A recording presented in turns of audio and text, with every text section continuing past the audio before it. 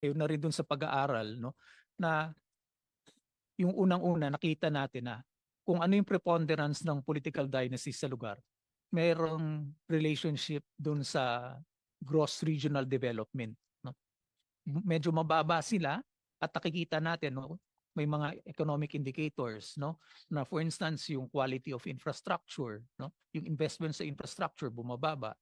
Nakikita rin natin yung mga ah, performance, no, ng mga kabataan, no, especially sa NMAT, no, bumababa, no, kaysa sa mga lugar na mas malawak yung mga kandidato o yung mga ah, leader, no, mas inclusive sila, no. Nakikita rin natin, no, na yung level ng corruption, no, mas mataas, no, at least yung incidents, no, ng reporting of corruption mas mataas, no, sa mga lugar na yon, no. So ito yung mga nakikita natin na hindi masasabi natin na again, no, yung this is a consequence of that, but these are indicators that would lead, no, towards the belief, no, that hindi talaga makakabuti, no, sa ekonomiya